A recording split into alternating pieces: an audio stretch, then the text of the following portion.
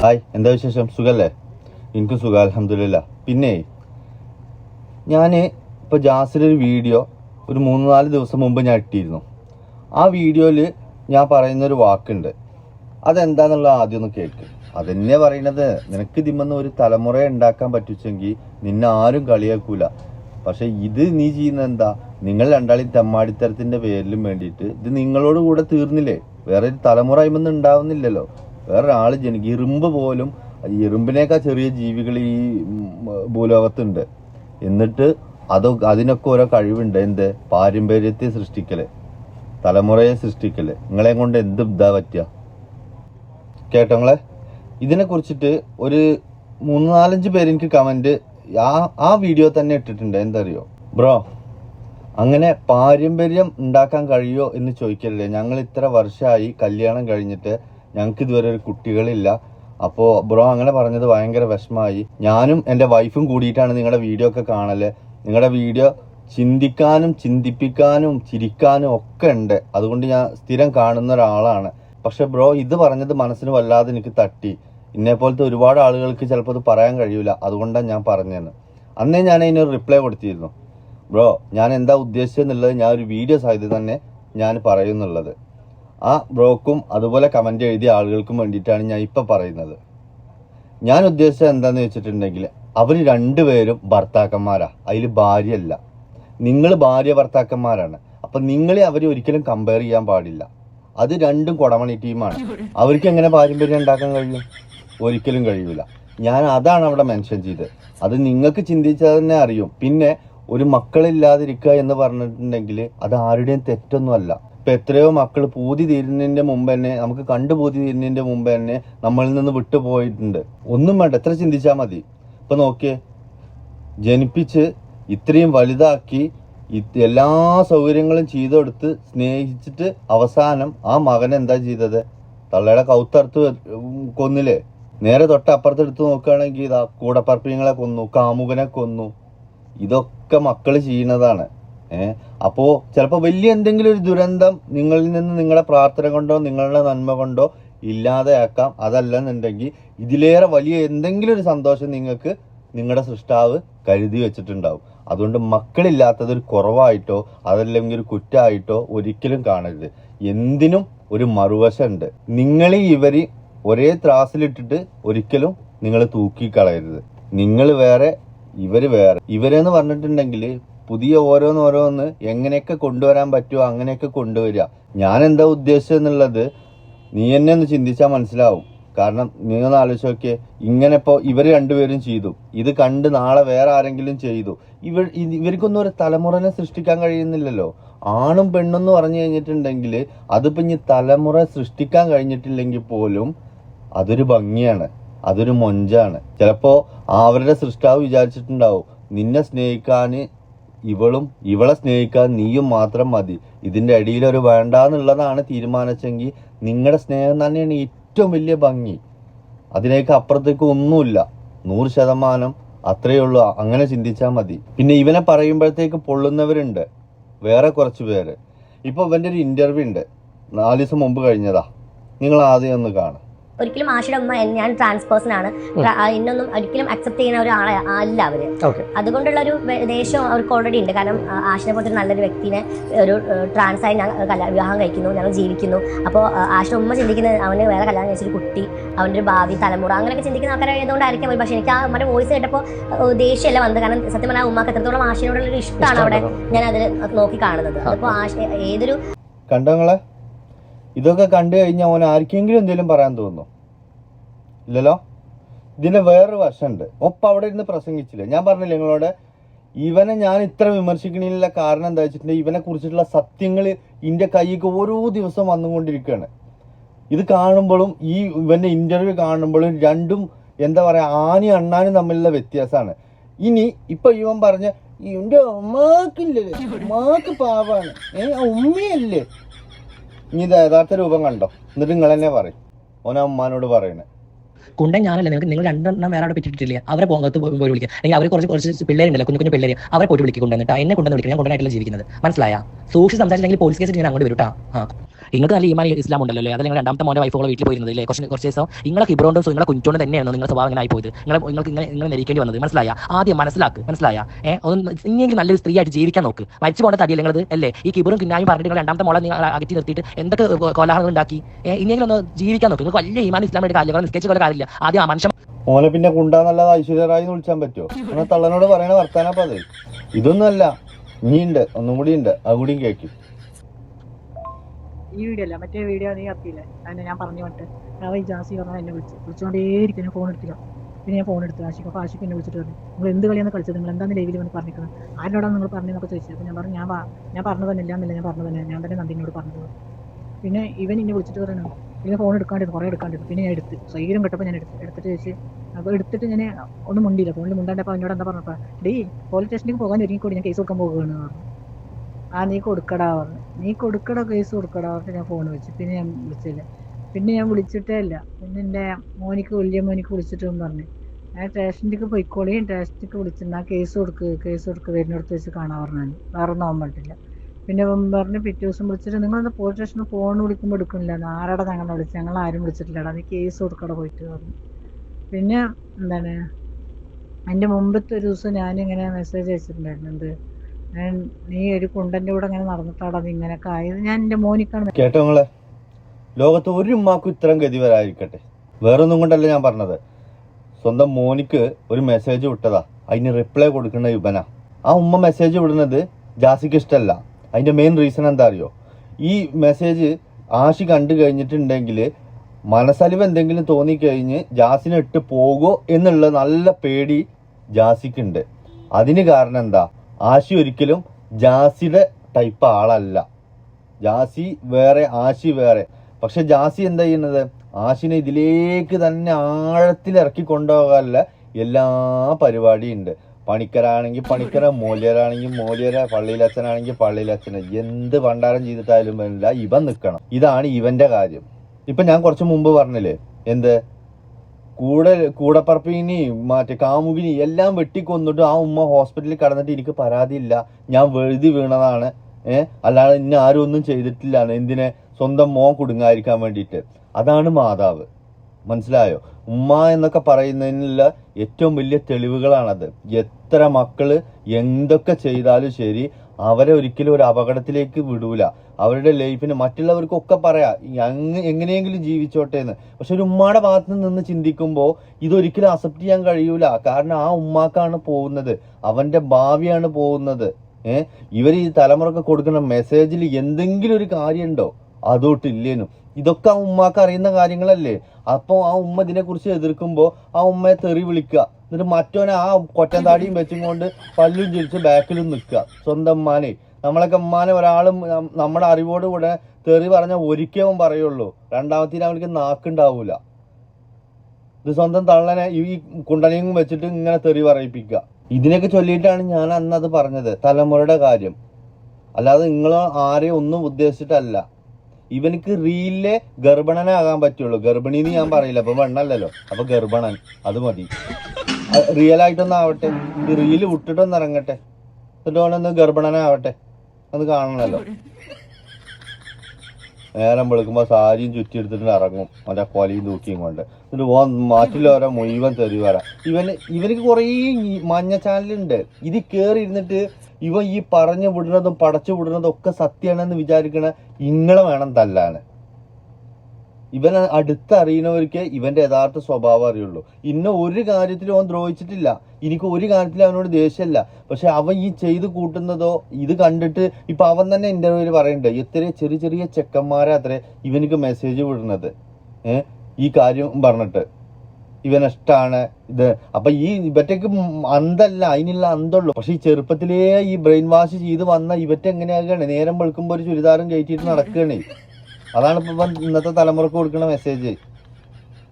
എന്നിട്ട് അതിന് സപ്പോർട്ട് ചെയ്യാൻ കുറെ ആളുകൾ. ഞാൻ പറയുന്നത് എന്താന്ന് ആദ്യം നേരങ്ങൾ കേൾക്കും, എന്നിട്ട് നിങ്ങൾ വിമർശിക്കും. നിങ്ങൾക്ക് അങ്ങനെ എന്തെങ്കിലും സഹതാപമോ കുറ്റബോധമോ തോന്നുകയാണെങ്കിൽ നിങ്ങൾ ആ ഉമ്മാനൊന്ന് പോയി കാണുക, അതൊന്ന് ചോദിച്ചു നോക്ക്. അതാ നിസ്കാരപ്പായിൽ നിന്ന് എഴുന്നേക്കണില്ല, ഇവന്റെ കാര്യം ഓർത്ത് കരഞ്ഞിട്ട്. അതിനെക്കുറിച്ച് പറയുമ്പോൾ ആർക്കത്ര പൊള്ളണ്? ഇത്രയും പ്രായമുള്ള ഒരു ചെങ്ങായിനെ കൊണ്ട് സാരി ഇടിപ്പിച്ചിട്ട് ഓനോന്റെ തള്ളനെയും മറ്റേ തെറി വിളിപ്പിച്ചിട്ട് മഞ്ഞൾ വെള്ളം കലക്കി കളിച്ച. അതിക്ക് നല്ല കുറച്ച് മുളകും പൊടി ആക്കിയിട്ട് രണ്ടാളോട് തേച്ചളി, ഞങ്ങൾ ആ ക്രിമിയടിയാണ് മാറിക്കിട്ടും. ഈ ദുനിയാവിലുണ്ടല്ലോ ഒരു കാര്യം പറഞ്ഞുതരാം. ഞാൻ മുമ്പത്തെ പല വീഡിയോയിലും ഞാൻ പറഞ്ഞിട്ടുണ്ട്, ഈ തള്ളാരെ സ്വന്തം മാതാപിതാക്കളെ വെറുപ്പിച്ചും കൊണ്ടും അവരെ മറ്റുള്ള സമൂഹത്തിന്റെ മുമ്പിൽ നാണം കെടുത്തിയിട്ടുള്ള എന്ത് പരിപാടി ആയിക്കോട്ടെ എവിടെയും നിങ്ങൾ എത്തൂല. മനസ്സിലായോ? ഇതിനൊക്കെ ഒരു ലിമിറ്റ് ഉണ്ട്. ഇവ എന്നും ഇതേപോലെ നടക്കുന്ന വിചാരം ഇവ കുറച്ചു നാൾ കഴിയട്ടെ, അപ്പൊ നിങ്ങൾക്ക് കാണാൻ യഥാർത്ഥ സ്വഭാവം എന്താ. ഇവന്റെ അന്ന് പറയുന്നു മാരിക്കോ ഫോൺ ചെയ്തിട്ട് എന്നെ ഡാന്ന് വിളിക്കല്ലേ, എന്നെ ഡീന്ന് വിളിക്കണം. പിന്നെ അതേമാതിരി പറ ആശി എന്റെ ഭർത്താവാ, ആശി എന്റെ ഭർത്താവാ, എന്റെ ഭർത്താവിനെ നീ എങ്ങനെ അങ്ങനെ പറയാ? എങ്ങനെ എന്റെ ഭർത്താവണു? ഇജ്ജ് പെണ്ണ? ഞങ്ങളൊക്കെ നാട്ടിലെ പെണ്ണുങ്ങളെ പറയല്ലേ ആണുങ്ങളെ ഭർത്താവെന്ന്. ഇജ്ജ് എങ്ങനെയാ അത് പറയാ? അനക്ക് ഇന്നലെ ഉണ്ടായ ഒരു ഹോർമോണും ഇന്നലെ ഉണ്ടായ സാരിയും ചുരിദാറും അല്ലേ ഇപ്പൊ അത്? അതിന് മുമ്പ് ഈ പ്രശ്നമൊന്നും ഉണ്ടായിരുന്നില്ലല്ലോ. എന്നിട്ട് അവൻ്റെ ഒരു ഭർത്താവും ഡിയും നേരങ്ങത്തിൽ ജീവിച്ച പെൻഷൻ വാങ്ങാനായില്ല എനക്ക്. ഇതൊന്ന് ആലോചിച്ച് നോക്കാം. അജ്ജാണ് ഈ കാട്ടിക്കൂട്ടുന്നത്. പല ടെസ്റ്റ് നിർത്തിയ വണ്ടിയെ തോന്നും അത്രയൊക്കെ പെയിന്റ് അടിച്ചിരിക്കുന്ന ആ മോട്ടത്തിൽ. ആ നന്ദിനി റെഡ്ഡി പറഞ്ഞൊരു പെൺകുട്ടി ഉണ്ട്. ഞാൻ സത്യം പറഞ്ഞാൽ അവളെ ആദ്യം തെറ്റിദ്ധരിച്ചിരുന്നു. കാരണം എന്താ വെച്ചിട്ടുണ്ടെങ്കിൽ ഇവരെ കുറിച്ചിട്ട് ഇങ്ങനെ വീഡിയോ ഒക്കെ ഇടുമ്പോൾ. പക്ഷെ സത്യം അറിഞ്ഞപ്പോഴാണ് അതൊരു മഹാപാവാണെന്ന് എനിക്ക് മനസ്സിലായത്. അത് വേറെ ഒന്നും കൊണ്ടല്ല, ഇവര് നല്ല പണി കൊടുത്തുക്കണു തന്നെ. ഇപ്പൊ ആ പെൺകുട്ടിനെ ഈ എന്താ പറയാ ഇവന്റെ ആശയുടെ ഉമ്മ വിളിക്കും. അതിനോടാണ് ഇത് കരയും പറച്ചിലും ഒക്കെ നടത്തുന്നത്. കാരണം ഉള്ളൊരു മകം ഈ ചങ്ങായിയുടെ പിന്നാലെ നടക്കുകയല്ലേ. അപ്പോ അവളെ വിളിച്ചിട്ടും അവളോട് വാട്സാപ്പിലൊക്കെയാണ് ഇവര് സംസാരിക്കല്. അങ്ങനെ കുറെ വോയിസ് എന്റെ കയ്യിൽ വേറെയും കിട്ടിയിരിക്കണു അവര് തമ്മിൽ സംസാരിക്കുന്നത്. നിങ്ങൾ ജസ്റ്റ് ഒന്ന് കേട്ടു നോക്കിയേ. ഓക്കെ, ആ വിളിക്കുമ്പോൾ ഞാൻ താഴത്ത് ഇറങ്ങി വരും. അങ്ങനെയാണെങ്കിൽ ഇന്ന് ഞാനോട് ചോദിച്ചതല്ലേ, നിന്നോട് ആശ ഞാൻ കണ്ടു ഇവിടെ പോണത്, ആശയുടെ വണ്ടിയോ ആശ ഫ്രണ്ട് വണ്ടി വന്ന് പോയി. അപ്പൊ നീ പറഞ്ഞു ഇല്ല വന്നിട്ടില്ല എന്ന്. പക്ഷെ ആശ ഇന്നിട്ട സെയിം ഡ്രസ്സാണത് നന്ദിനി. തെളിവാണ് ഇപ്പൊ എന്റെ കയ്യിലുള്ള തെളിവ്. ഇതിനും വലിയ തെളിവ് ഞാൻ എന്ത് തരേണ്ടത്? നിന്റെ സംസാരം കാണുന്നത് നീ അല്ല, അപ്പുറത്ത് നിൽക്കുന്ന ഓപ്പോസിറ്റ് നിൽക്കുന്ന നീ അല്ലേ. ഞാൻ അങ്ങനെ കാണാൻ വേണ്ടി പുകവറെ കാണാൻ വേണ്ടി പോയതല്ല. അവിടെ എത്തിയിട്ട് ഇവൻ നമ്പറിൽ വിളിച്ച് അപ്പൊ അവള് താഴത്തേക്ക് ഇറങ്ങി വന്നു. ഇന്ന് നിങ്ങൾ കണ്ടില്ലേ? ഇന്ന് നിങ്ങൾ മീറ്റ് ചെയ്തോ? വീഡിയോയിൽ നീ എന്താ കാണുന്നേ? ഇന്ന് നിങ്ങൾ ഇന്ന് നിന്റെ വായനക്ക് വെക്കണം. ഇന്ന് നിങ്ങൾ മീറ്റ് ചെയ്തോ? ഇന്ന് നിങ്ങൾ തല മീറ്റ് ചെയ്തോ? തല്ലരുത്. ഇല്ല, മീറ്റ് ചെയ്തോ? ആന്ന് പറ. ഇന്നലെ കണ്ടത് നിങ്ങൾ നന്ദിനി താഴത്തേക്ക് ഇറങ്ങി വന്നു, നിങ്ങൾ മീറ്റ് ചെയ്തു. ഉറപ്പല്ലേ? എന്റെ ഭർത്താവിനോട് ചോദിച്ചു, ഇതാ എന്റെ ഭർത്താവാണ് ഈ പറയുന്നത്, നിന്നെ എന്നെ കാണാൻ വേണ്ടി വന്നിരുന്നു. പിന്നെ എന്തിനാണ് നന്ദിനി നീ എന്നോട് നുണ പറയുന്നത്? നീ എന്തിനാ നുണ പറയുന്നത് നന്ദിനി? കേട്ടില്ലേ? ഞാൻ അവളോട് സംസാരിച്ചു ഈ നന്ദിനോട്. അപ്പൊ അവള് പറഞ്ഞെന്താ വെച്ചാൽ എനിക്കിത് കേസ് കൊടുത്തു കഴിഞ്ഞിട്ടുണ്ടെങ്കിൽ അവൻ ശരിക്ക് കുടുങ്ങും. പക്ഷെ ഞാനത് ചെയ്യാത്ത എന്താ അറിയോ? എന്റെ മനസാക്ഷിക്ക് നിരക്കുന്നില്ല, അതുകൊണ്ട് മാത്രമാണെന്നുള്ളത്. ഇവനെ കേസ് കൊടുത്തിട്ട് ഇവനെ ജയിലിൽ കൊണ്ടുപോയിട്ട് ഇവനെ എവിടെ ഇടുക? ആണുങ്ങളെ സെല്ലിലോ അതോ പെണ്ണുങ്ങളെ സെല്ലിലോ? ആ ഗോവിന്ദ ജാമ്യമൊക്കെ കണ്ടു കഴിഞ്ഞിട്ടുണ്ടെങ്കിൽ ഇപ്പം പെണ്ണ വിചാരിച്ചിട്ടുണ്ടല്ലോ, അപ്പ ശരിയാക്കും. പിന്നെ മേലാകെ സാരി എടുക്കൂല. ശരിക്കും ഇവനൊക്കെ ആ ഗോവിന്ദ ജാമ്യയുടെ സെല്ലിൽ കൊണ്ടുപോയിടണം. നമ്മന്റെ എല്ലാ സാരിയും ചുരിദാറും അപ്പയ്യും അവന്റെ എല്ലാ പൂതിയാണ് തീരും. പിന്നെ ഓ ആണുങ്ങളെ മാരിണ്ട് ഇറങ്ങി വരും. ഇനിയിപ്പൊ കാക്ക പുതിയതായിട്ട് ബിഗ് ബോസിക്ക് പോവാന്നൊക്കെ കേട്ടു. എവിടേക്കെങ്കിലും പോട്ടെ. അല്ല ആശിനെ കൊണ്ടുപോകണ്ടോ? പോകുമ്പോ ഇവിടെ നിർത്തി പോണ്ട. ഇവിടെ നിർത്തി പോയാൽ ഓ ഏതെങ്കിലും പെണ്ണുങ്ങളെ പിന്നാലെ പോകും. പിന്നെ ഇജ്ജ് വന്നിട്ട് എന്താ ചെയ്യാ? അതല്ലെങ്കിൽ അതിനിടക്ക് ആ തള്ളയുടെ പ്രാർത്ഥനയെങ്കിലും പടച്ചോൻ കേൾക്കാതിരിക്കൂല. എന്റെ മൂല്യൊരു ചെയ്ത കൂടോത്രത്തിന്റെ പവറും ഡോസൊക്കെ ഏറെക്കുറെ കഴിയാനായിരിക്കുന്നു. അതിപ്പോ നിങ്ങളെ കളി കാണുമ്പോ തന്നെ അറിയാം. എന്തായാലും ബിഗ് ബോസ് പോണീന്റെ മുന്നേ ആ മൂല്യരെ ഒന്നുകൂടി വിളിച്ചോളം ഉണ്ടോ? അതല്ലേ വരുമ്പോ ഉണ്ടാവൂല. പോറ്റൻ താടി ഒന്നിനാത്ര മൂന്നൊരു ചെങ്ങായിയാണ് കാട്ടുന്നത്. വെറ്റിലിയും മുറുക്കിയും കൊണ്ട് ഏതെങ്കിലും മൂലക്കരിക്കേണ്ട പ്രായമായിക്കണു. പോന്നിട്ട് പോയി കാട്ടിക്കൂട്ടുന്ന അംഗം നോക്കി ആ കുടുംബത്തിന് എന്തെങ്കിലും ഒരു കാര്യമുണ്ടോ? കണ്ടോ? ആശിക്കിതാണ് ഇവന്റെ പിന്നാലെ നടന്നല്ല ഗുണം. ഒരു പണിക്കും തൊഴിലും പോണ്ട. രാവിലെ ഇല്ല എന്താ ഷൂവോ ഡ്രസ്സോ കൂട്ടാൻ വെക്കാനോ ചായയോ കടിയോ എന്താ വേണ്ട വെച്ചിട്ട് മുന്നിൽ കണ്ട് എത്തിച്ചു കൊടുക്കും. പിന്നെ എന്തിനാ വേറെ?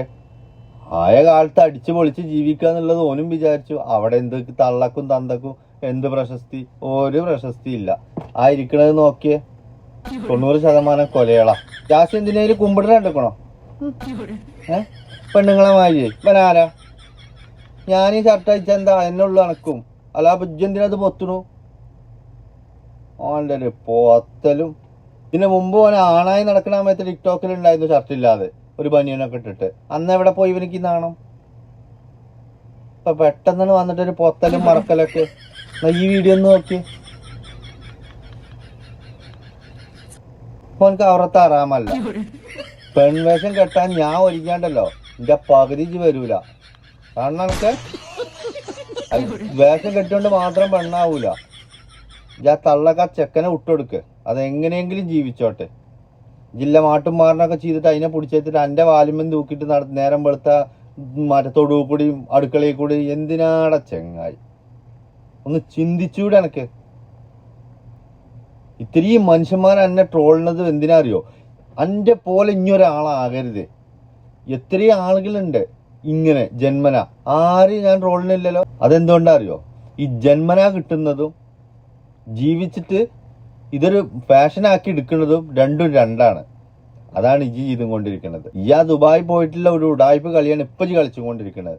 അതെന്നെ അറിയുന്ന 90% ആളുകൾക്കും അറിയും. പിന്നെ 10% അതിപ്പം ഇനി രാമായണം ചൊല്ലിയാലും തെറി വിളിയാണ്, മറ്റേ ഖുർആൻ ഓതിയാലും തെറി വിളിയാണ്, ബൈബിൾ വായിച്ചാലും തെറി വിളിയാണ്. അപ്പൊ നല്ലത് ചെയ്താലും തെറി വിളിക്കണ കുറച്ച് ആളുകളുണ്ട്. ഓല് പിന്നെ ഇങ്ങനെ പറയും. അതെന്നെ സപ്പോർട്ടാണെന്ന് വിചാരിക്കരുത്. അത് ഏതെങ്കിലും അടിച്ചിരിക്കണ ആൾക്കാരും ആ കിറുക്കങ്ങനെ കമന്റ് വഴി പറയാണ്. അതല്ലേ പിന്നെ എൻ്റെ അസുഖക്കാരായിരിക്കും. ഞാൻ അത്ര അതിന് കരുതുന്നുള്ളൂ. ഇനി പോലെ എന്ത് പറഞ്ഞാലും എനിക്കത് പ്രശ്നമല്ല. പറയാനുള്ളത് ഞാൻ പറയുന്നേ ചെയ്യും. എന്താ ചെയ്തോ. എനിക്കിത് കണ്ടിട്ട് സഹിക്കണില്ല. കാരണം എന്താ വെച്ചിട്ടുണ്ടെങ്കിൽ ഇപ്പോഴത്തെ ചെക്കന്മാരെ പോക്ക് അങ്ങനെയാണെന്ന്. അത് അറിയണമെന്നുണ്ടെങ്കിൽ ഞാൻ അടുക്കളയിൽ നിന്ന് ഒന്നുകൊണ്ട് ഇറങ്ങ് പുറത്തേക്ക്. ഈ അകത്തിരുന്ന് ഭക്ഷണം ഉണ്ടാക്കിയിട്ട് അത് അവനെയും തീറ്റിച്ചിട്ട് ഈ ഓരോ മോട്ടിവേഷൻ കൊടുക്കണ്ടല്ലോ, അതിൽ വഴി തെറ്റിപ്പോണ എത്ര ചെക്കന്മാരുണ്ടറിയോ? അത് എൻ്റെ ആ പിന്നിൽ നിൽക്കണോനിക്ക് അറിയില്ല. ഓനിക്ക് ആകെ അറിയാ തിന്നുക തൂറുക കിടക്കുക. ഇതന്നെ ഉള്ളൂ. ഓൻ്റെ ഉമ്മമാര് ഇനിയൊരു ഉമ്മാക്കൊരു ഈ ഗതി വരാതിരിക്കാൻ വേണ്ടിയിട്ടാ. ഇതാരും ഇഷ്ടപ്പെടുന്നില്ല. ഈ ഇന്റർവ്യൂല് പറയുന്നതോ ഇന്റർവ്യൂല് ഇജ് കാണിക്കണോ ആളേ അല്ല ഇജ്. എൻ്റെ യഥാർത്ഥ സ്വഭാവം എന്താന്ന് അറിഞ്ഞിട്ടുണ്ടെങ്കിലോ ആ 7 അയലത്ത് നിൽക്കൂല ഒരു മനുഷ്യൻ. അത്രയും വലിയ തെറിവിളിയും അത്രയും വലിയ ഉടായ്പ മെയിൻറ്റുമാണ് എൻ്റെ അടുത്ത്. എവിടുന്ന് ആരെയാണ് ഈ പറഞ്ഞത് ഈ മൂല്യരെ കഥയ്ക്ക്? ഇത് എവിടുന്ന? ഇത് ഇത്രക്ക് പവറിലാണ് ഈ എനിക്കൊന്ന് പറഞ്ഞോണ്ടാ, ഞാനൊന്ന് പോയോട്ടെ.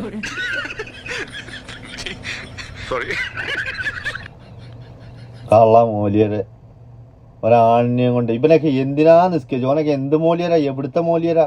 എന്തായാലും ഓൻ അനക്ക് പറ്റിയ മൂല്യർ തന്നെ, അതിൽ സംശയമൊന്നുമില്ല. കാരണം അന്യ ഓന് ഇക്കോലത്തിലാക്കിയില്ലേ.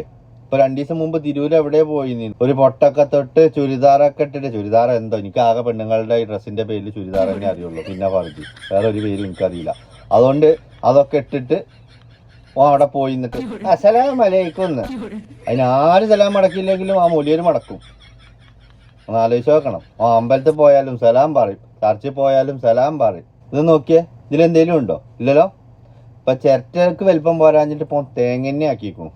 നോക്കാം എന്താ പോലെ ആ കയറ്റി വെച്ചിരിക്കണത്. ഓന്റെ പള്ളയൊക്കെ നോക്ക്. 5-ാം നമ്പർ വന്ന അങ്ങനെയാണ് മുങ്ങിപ്പോകുന്നത്. ഫുള്ള് ഗ്യാസാണേ. അത്യാവശ്യം പ്രായമുണ്ട് ചങ്ങായിക്ക്. ആ ഗ്യാസിലുള്ള ഗുളിക എടുത്ത് കുടി, അല്ലെങ്കിൽ വളിയിട്ടിട്ടെങ്കിലും അതൊന്ന് ഒഴിവാക്ക്. ഈ ഇമാരി വള്ളയും വെച്ചും കൊണ്ട് ഇങ്ങനെ നടക്കുമ്പോ എന്റെ പിന്നാലെ അതാ ചങ്ങായി നടക്കണു. ചങ്ങായിയുടെ അമ്മയുടെ കാര്യം ആലോചിച്ച് അന്നിട്ടില്ല കലിപ്പ് തീരുന്നില്ല. ഓനൊരു ചുരിദാറൊക്കെ കയറ്റിയിട്ട് 2 വന്നിരുന്നിക്ക ഒരു മോട്ടിവേഷന്. എന്താ പറയണ അറിയോ? ഞാനൊരു കാര്യം ചോദിക്കട്ടെ. ഇപ്പൊ നിങ്ങൾ ജനിക്കുന്ന ഒരു മക്കള് ഇങ്ങനത്തെ ഒരാളാണെന്നുണ്ടെങ്കിൽ നിങ്ങൾ സമ്മതിക്കോ? ഒരിക്കലും ഇല്ല, ഒരിക്കലും സമ്മതിക്കൂല. അപ്പൊ അത് ഓനിക്ക് തന്നെ അറിയാം ഒരിക്കലും ഒരു തന്തി തള്ളി സമ്മതിക്കൂല. എന്നിട്ടാണ് ഓൻ ആ തള്ളനെ ഇവന്റെ മുമ്പിൽ ഇരുന്ന് തെറി പറയുന്നത്. എന്നിട്ട് അത് കേട്ടിട്ട് മറ്റോൻ പറയാം ഇപ്പൊ ജാസി ഒരു പെണ്ണാണെന്ന് വിചാരിക്കുക. നിങ്ങളെ കണ്ടുകൂടെ ആ വീഡിയോ ഒന്ന് കണ്ടോക്ക്. വല്ലാത്ത മോട്ടിവേഷൻ.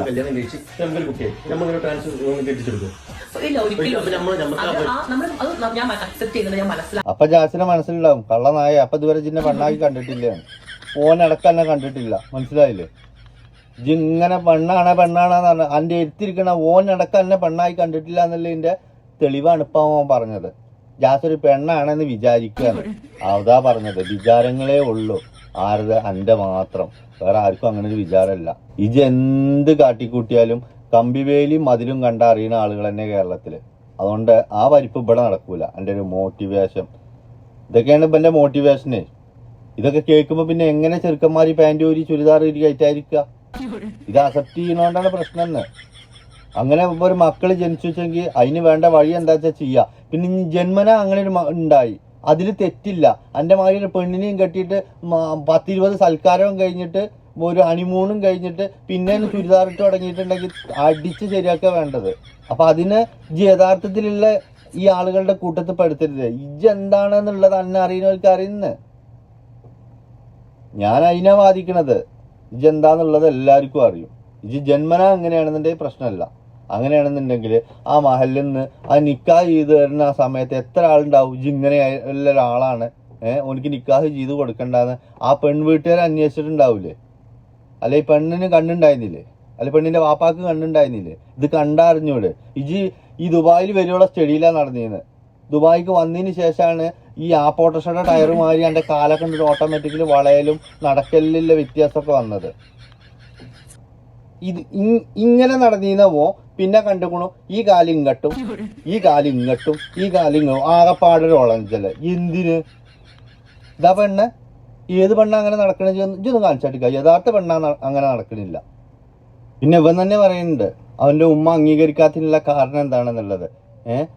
പിന്നെ എൻ്റെ കൂടെ ജീവിക്കണത് എനിക്ക് എന്തായാലും ഒരു കുട്ടികളൊന്നും ഉണ്ടാവില്ലല്ലോ, അപ്പൊ ഏത് ഉമ്മ ആഗ്രഹിക്കണല്ലേ എന്നുള്ളത് കേട്ടോ. കാരണം എനിക്ക് വിശ്വാസമില്ല, അതാണ് സത്യം. കാരണം നല്ലൊരു ചെക്കനെ ഞാൻ എൻ്റെ കൂടെ ജീവിക്കുന്നത്. അപ്പോൾ എന്തായാലും അവർക്ക് കുറേ സ്വപ്നങ്ങൾ ഉണ്ടാവില്ല, മകൻ്റെ കല്യാണം, മകൻ്റെ കുട്ടി, അങ്ങനെയൊക്കെ. അപ്പോൾ എനിക്ക് എന്തായാലും കുട്ടികളൊന്നും ഉണ്ടാവില്ലല്ലോ. അപ്പോൾ അതുകൊണ്ടൊക്കെ ആയിരിക്കും അവൻ്റെ ഉമ്മ അംഗീകരിക്കാത്തത് ചിലപ്പോൾ.